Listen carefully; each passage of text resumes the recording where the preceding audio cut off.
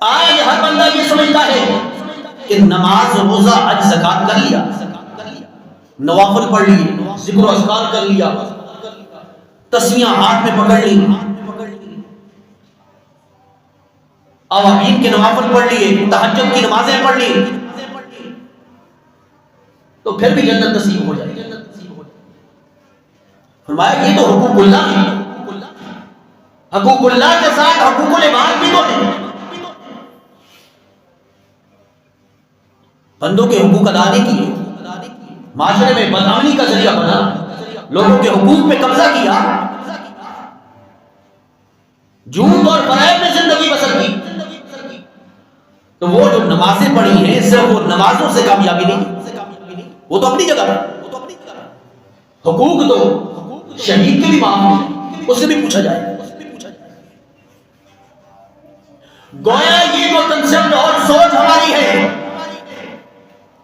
کہ صرف حقوق اللہ سے کامیابیاں ہیں، صرف حقوق اللہ سے نہیں، حقوق العباد سے بھی، اس کو بھی پوچھا جائے۔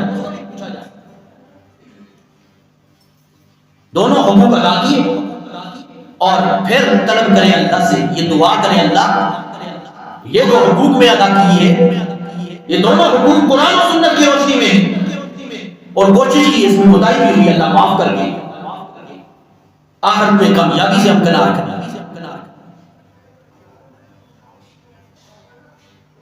اور پھر یقین بھی نہیں ہے، گارنٹی بھی نہیں ہے کہ پتہ نہیں ہماری عبادات اللہ کے ہاں قبول ہوئی ہے یا نہیں۔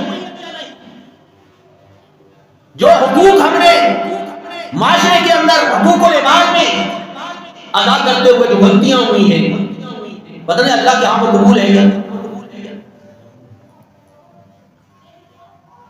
اللہ اکبر یا حی یا قیوم۔ آؤ آپ کو نبی مہربان صلی اللہ علیہ وسلم کی وہ بات بتلاؤں کہ جس میں عمل کرے گا اللہ کی قسم ہے جنت گارنٹی ہے۔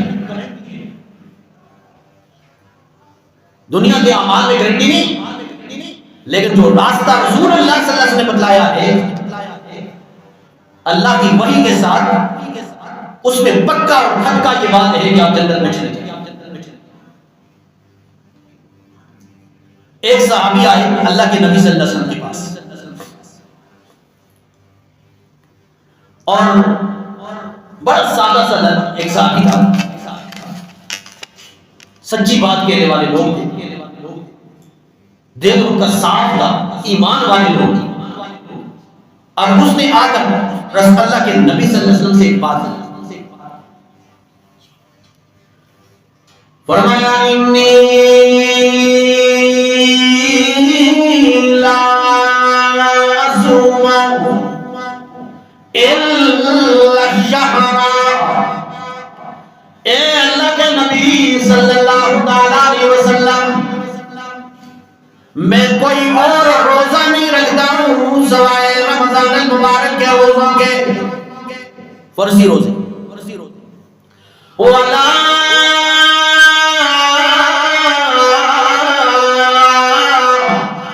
أُصَلِّي إِلَّا الْخَمْسَ،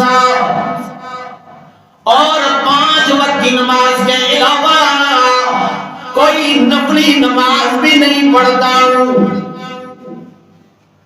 نہ کوئی نفلی روزہ رکھتا ہوں، نہ کوئی نفلی عبادات کرتا ہوں، صرف فرضی عبادات کرنے والا ہوں۔ اب سوال کیا ہے؟ فرمایا فَأَيْنَ أَنَا إِذَا مِتُّ،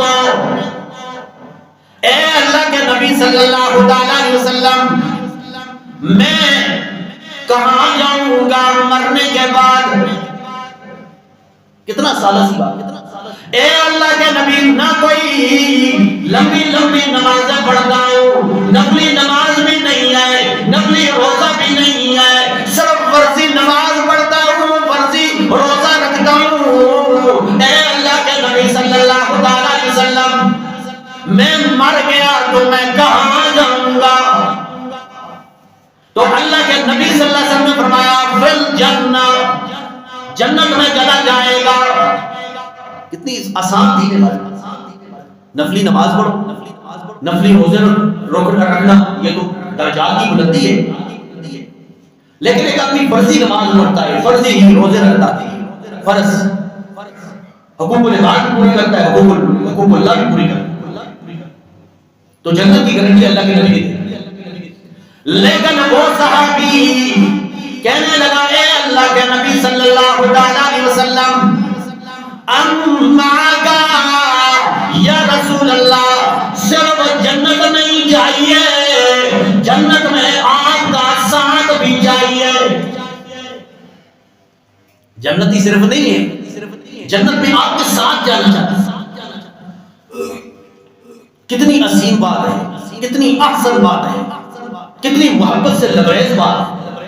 تو فتبسم رسول اللہ صلی اللہ علیہ وسلم, اللہ کے نبی صلی اللہ علیہ وسلم مسکرا دیے کہ میرے صحابی یہ تو تمہاری طلب ہے, یہ تو تمہاری خواہش ہے, یہ تم نے تو اظہار کیا اپنی دل کی مراد کا کہ تیرے ساتھ جنت میں جانا چاہتا ہوں میں اللہ کے نبی صلی اللہ علیہ وسلم. اب ٹھیک ہے میرے ساتھ جنت جائے گا, لیکن اس کے لیے کچھ عمل کرنے پڑیں گے. ہم تو کہتے ہیں مفت میں مل جائے سب کچھ, آج دین ہمیں مفت میں مل گیا کیونکہ مسلمانوں کے گھرانوں میں پھیلا نہ. دین کے لیے, اسلام کے لیے نہ ہماری کوئی قربانی ہے. کیا ہم نے چھوڑا, وطن چھوڑا, خاندان چھوڑے, مال و زال چھوڑے, جائیداد تجارتیں چھوڑی. بھائی مسلمانوں کے معاشرے میں پیدا ہوئے, اس وجہ سے ہمیں دین کی قدر نہیں. ہم پہ کوئی مشکل وقت آیا ہی نہیں. آج فلسطین میں جا کر دیکھے اسلام کا صحیح معنوں کے اندر پتہ چلتا ہے کہ مسلمان کو ہے. کشمیر اور بوسنیا کے اندر دیکھیں جو مسلمانوں کے ظلم و ستم ہو رہے, ہم پہ کیا ہم نے کیا قربانیاں دی دین کی. فرمایا میرے صحابی اگر میرے ساتھ جنت جانا چاہتا ہے تو اس کے لیے کچھ شرائط ہیں, کچھ عمل کرنے پڑیں گے. اب یہ مشکل بات ہے. ہم کہتے ہیں جی کریں کچھ نہ اور کامیابی حاصل. تو نبی کے ساتھ جنت جانا ہے, اگر کسی کی طلب ہے تو ان اعمال پہ غور کریں. نبی مہربان صلی اللہ علیہ وسلم نے فرمایا پہلا یہ ہے کہ ان حفظت قلبک من اثنین, اپنے دل کو دو چیزوں سے محفوظ رکھو, دو چیزوں سے محفوظ رکھو. وَلِسَانَكَ مِنْ اثنین, اپنی زبان کو بھی دو چیزوں سے محفوظ رکھو. وَعَيْنَيْكَ مِنْ اثنین, اپنی آنکھوں کو بھی دو چیزوں سے محفوظ رکھو. اب یہ نماز, روزہ, حج, زکات کے بعد والے اعمال ہیں.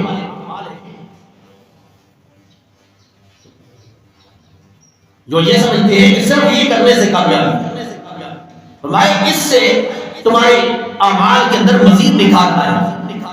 فرمایا اپنے دل کو دو چیزوں سے محفوظ رکھو. فرمایا ایک الغل والحسد, دل میں کھوٹ بھی نہیں ہونی چاہیے. غل کے نہیں, دل میں کھوٹ پیدا کرنا کسی کو, اور حسد یہ ہے کہ دوسرے کو کھوٹ پیدا کر کے نقصان کا ارادہ کرنا کہ فلاں ناکام ہو جائے, فلاں کا مال ضائع ہو جائے, فلاں کو مالی جانی نقصان ہو جائے.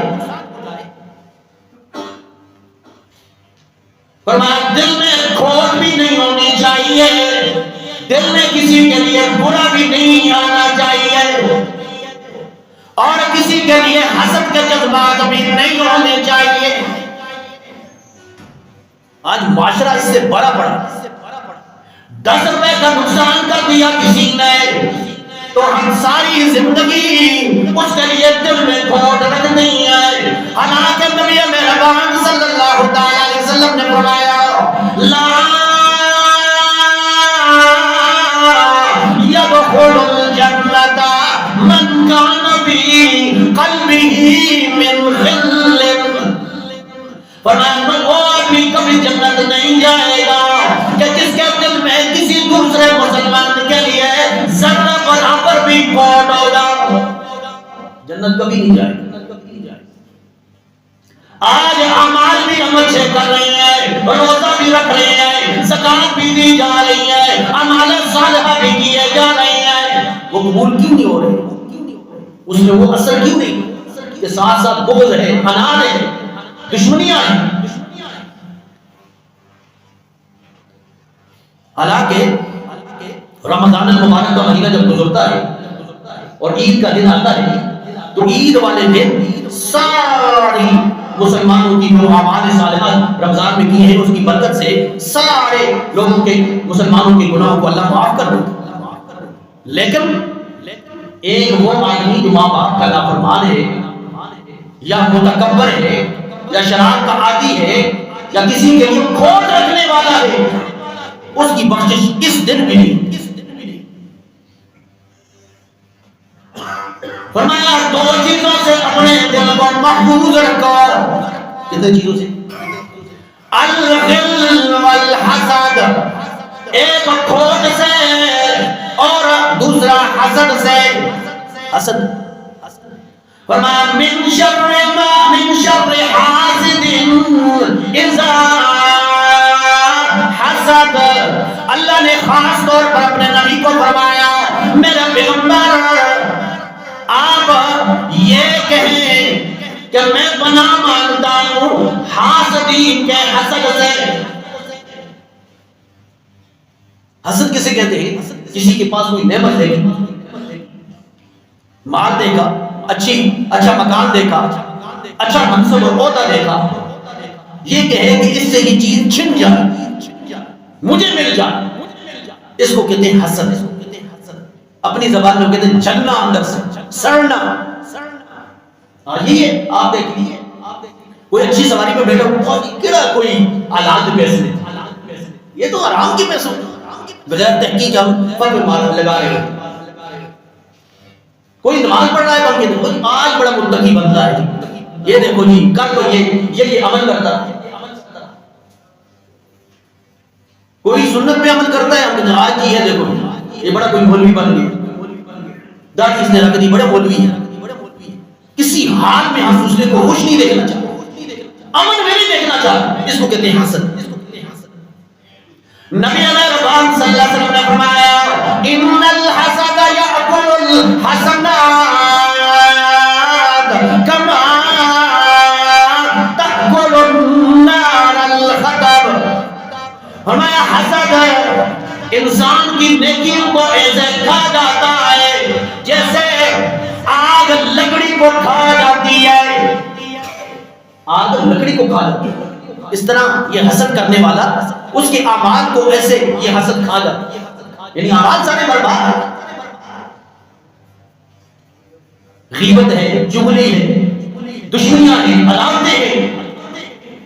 اچھے بھلے لوگ, دیندار لوگ ہم نے دیکھی ادھر نماز پڑھ کے باہر آتی ہیں, اسی امام کے پیچھے یہ ایسے ہے, یہ ایسے ہے, یہ ایسے. دیندار لوگ,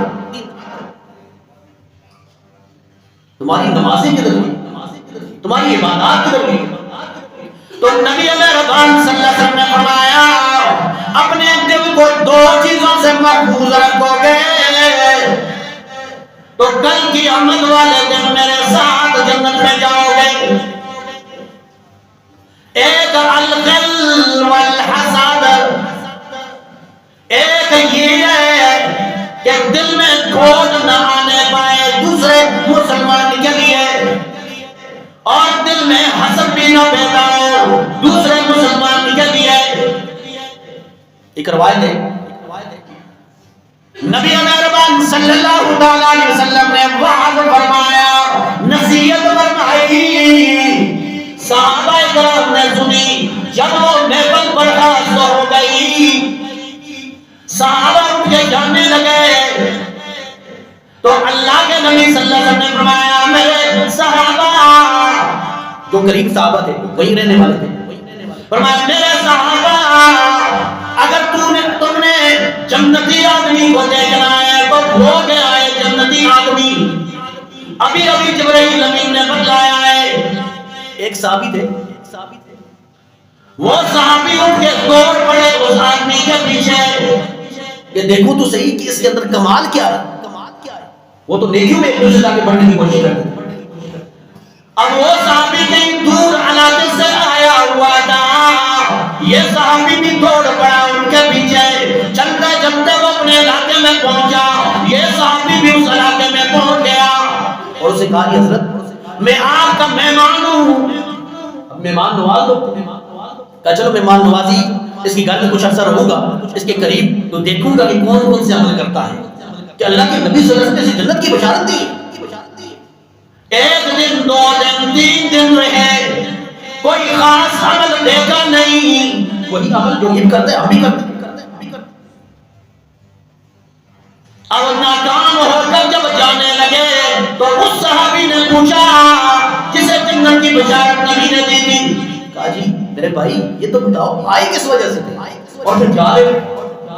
کہا نبی رحمان صلی اللہ علیہ وسلم نے آپ نے جب مدینہ سے نکلے تو اللہ کے نبی نے آپ کو جنت کی بشارت دی تھی، میں دیکھنا چاہتا تھا کہ کون سا کمال آپ کے اندر منفرد ہے تاکہ وہ میں بھی کروں، میں بھی جنت کا حقدار بن جاؤں، لیکن 3 دن گزر گئے میں نے کوئی خاص عمل نہیں دیکھا۔ اب اس صحابی نے کہا اللہ کی قسم ہے مجھے معلوم نہیں ہے کون سا عمل میں کرتا ہوں، مجھے پتہ نہیں، وہی نماز روزہ، وہی حج زکات، جس طرح آپ پڑھتے ہیں ہم بھی پڑھتے ہیں، ہاں ایک عمل میرے دل میں ہے، پتہ نہیں وہ آپ کے اندر ہے بھی یا نہیں ہے، کون سا؟ کہ اللہ کی قسم ہے میرے دل کے اندر کسی مسلمان کے لیے بغض موجود نہیں ہے۔ یہی جنتی ہونے کا حقدار ہے، یہی ہے حدیث، فرمایا اللہ کے نبی صلی اللہ علیہ وسلم کہ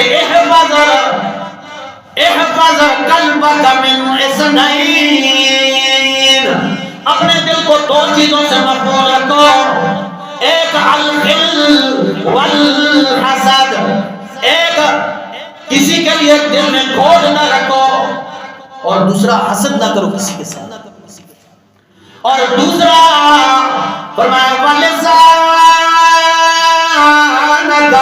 مِنْ اثنین،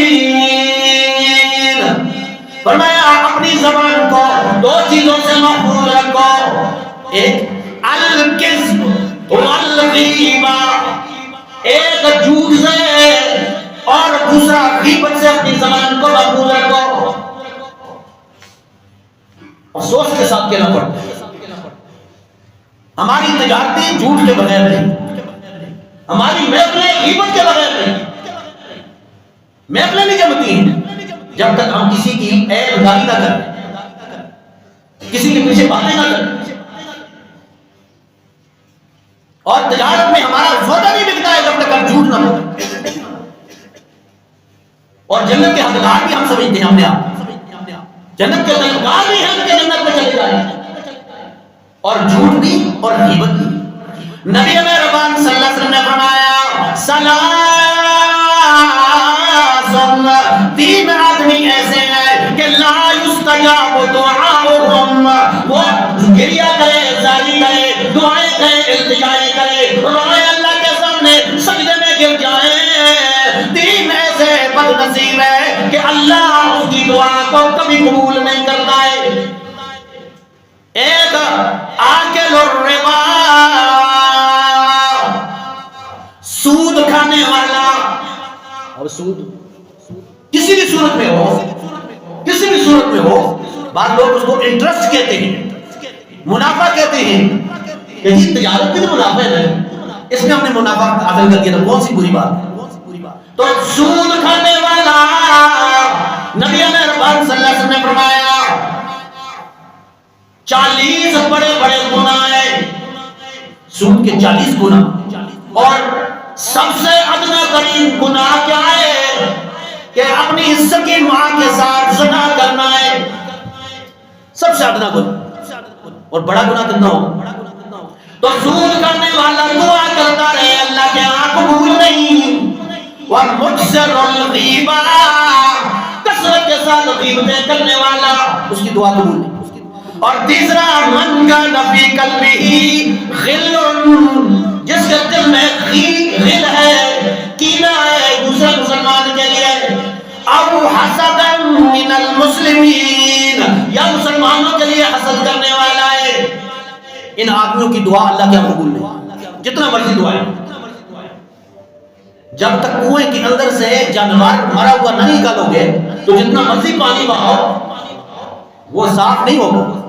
یہ جب تک یہ عیوب جب تک اپنے دلوں سے نہیں نکالو گے اس وقت تک تمہاری کوئی عبادت کوئی دعا قبول نہیں ہوگی. تو کثرت کے ساتھ غیبتیں کرنے والا اور جھوٹ بولنے والا فرمایا کہ ان دو چیزوں سے اپنے آپ کو محفوظ رکھو اپنی زبان. اور فرمایا کہ دو چیزوں سے وَعَيْنَيْكَ مِنْ لِسَنَيْنَ اور دو ہی چیزیں ہیں اس سے اپنی آنکھوں کو محفوظ رکھو. وَعَيْنَيْكَ مِنْ لِسَنَيْنَ دو چیزوں سے اپنی آنکھوں کو محفوظ نظر کو محفوظ رکھو. ایک النظر الی ما حرم اللہ کہ اس کی طرف دیکھنا جس طرف دیکھنا اللہ نے حرام کیا ہے اس طرف نہیں دیکھنا جس کو اللہ نے حرام کیا جس طرف دیکھنا. فرمایا مومنوں سے اللہ نے فرمایا کہ اپنی نظروں کو نیچا رکھو اور مسلمان عورتوں سے بھی کہا ہے کہ اپنی نظریں نیچے رکھو غیر محرم سے اپنی نظریں نیچے رکھو. عبداللہ ابن مخزوم رضی اللہ تعالیٰ عنہ اندر صحابی تھے. ایک دن پتہ نہیں چلا اللہ کے نبی صلی اللہ علیہ وسلم کے گھر میں آ گئے پتہ نہیں چلا اندر گھسا تو نبی مہربان صلی اللہ علیہ وسلم نے ازواج مطہرات سے فرمایا کہ اپنے جو ہے وہ پردے سیدھے کر لو جلدی جلدی پردہ کر لو. اے اللہ کے نبی صلی اللہ علیہ وسلم ازواج مطہرات نے فرمایا اے اللہ کے نبی یہ تو اندھا صحابی ہے اس کو کیسے نظر آئے؟ فرمایا یہ اندھا ہے تم تو اندھے نہیں ہو. جس طرح اپنی نظریں نیچے کرنا کا حکم مردوں کو ہے عورتوں کو بھی یہ حکم ہے. آج صرف مردوں سے ہم کہہ رہے ہیں کہ اپنی نظر نیچے رکھو. عورتوں سے بھی کہا جا رہا ہے کہ آپ اپنی نظروں کو نیچے رکھو. تو جب یہ کہا نا دو چیزوں سے اپنے قلب کو محفوظ رکھو ایک کینہ سے دوسرا حسد سے. زبان کو دو چیزوں سے محفوظ رکھو ایک غیبت سے اور جھوٹ سے اور تیسرا اپنی آنکھوں کو دو چیزوں سے محفوظ رکھو اس طرف دیکھنے سے جس طرف اللہ نے حرام کیا ہے اور ان آنکھوں سے دوسرے مسلمان کو حقیر نہیں سمجھنا کم تر نہیں سمجھنا. یہ تکبر کی علامت ہے. تو جب یہ کہا اللہ کے نبی صلی اللہ علیہ وسلم نے فرمایا میرے صحابی اگر تو ایسے کرے گا دخلت معی فی الجنہ جنت میں میرے ساتھ تو جائے گا. تو یہ عمل اللہ کے رسول صلی اللہ علیہ وسلم کے ساتھ جنت میں جانے والے ہیں. اس لیے اللہ سے ہمیں عمل کی توفیق نصیب فرمائے.